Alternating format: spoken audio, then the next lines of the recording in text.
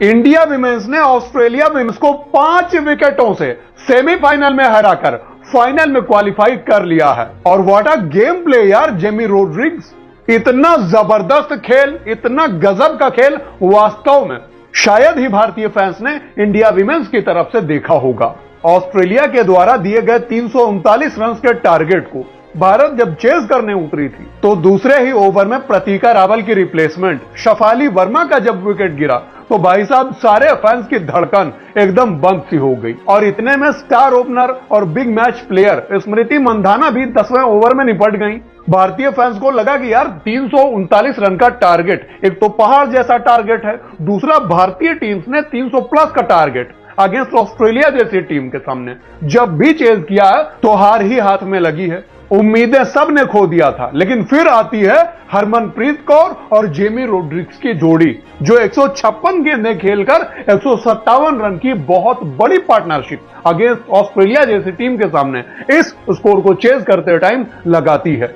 What a game play by both batsman यार। जिस तरह की पारी हरमन कौर ने 88 रनों की खेली है ना सेमीफाइनल्स में, बहुत बड़ी काबिले तारीफ पारी है। एक captain leading from the front वाली पारी है।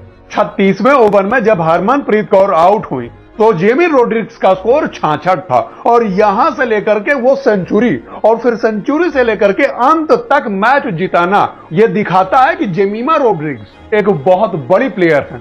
इनकी नॉट आउट 127 रन की पारी यह दिखाती है कि कितनी सकारात्मक, कितनी सटीक पारी खेला है। काफी ज्यादा समझदारी के साथ बहुत बड़े हिट लगाने की तरफ नहीं गई, चौके ही चौके आए। 14 चौके मारे और 0 छक्के। एक भी छक्का ना लगाना इस बात को दर्शाता है कि उनका स्पेशली क्रीज पे अलाइव रहना कितना ज्यादा जरूरी है। वो जानती थी ना कि मेरे बाद जितने भी बैट्समैन आएंगे, अगर मैं जल्दी आउट हो गई तो प्रेशर काफी ज्यादा आ जाएगा और मैच हार की तरफ भी जा सकता था। लेकिन नहीं, जहां मैटर बड़े होते हैं वहां जेमिमा रोड्रिग्स जैसे प्लेयर्स खड़े होते हैं। कैप्टन हरमनप्रीत के आउट होने के बाद Deepti Sharma 24 most valuable runs Jemimah Rodrigues के साथ जोड़ती हैं। लेकिन एक क्लोज कॉल के दौरान जब वो दोनों रन लेने के लिए भाग रही थी और फिर खिलाड़ी आउट हुई तो मुझे लगा कहीं ऐसा ना हो जेमी रोड्रिग्स आउट हो गई हूं। लेकिन जब ध्यान से देखा तब पता चला कि दीप्ति शर्मा रन आउट हो गई हैं। तब थोड़ा सा जान में जान आई।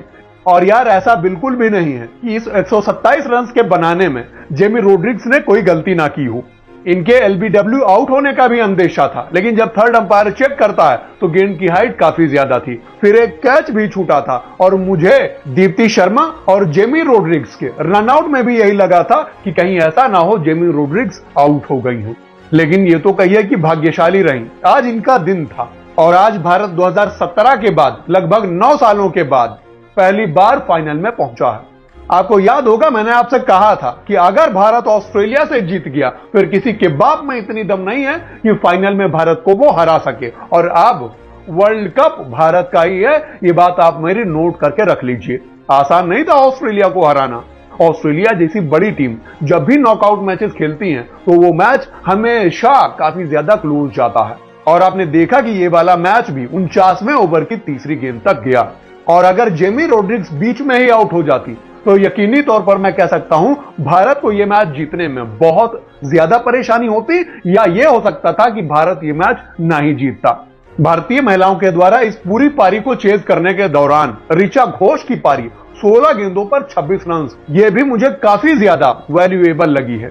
16 गेंदों पर 26 रन, डेथ ओवर्स में बैटिंग करना, जब चौके की जरूरत थी तो चौका, छक्के की जरूरत थी तो छक्का लगाना, रिक्वायर्ड रन रेट को 8 से लेकर के 7 और फिर 6 तक खींचना, यह सब काफी ज्यादा मुश्किल हो जाता है निचले क्रम के बल्लेबाजी के लिए। और इस बल्लेबाजी क्रम में 2 छक्के और 2 चौके लगाकर 16 गेंदों पर ताबड़तोड़ 27 रन बनाया ऋचा घोष ने।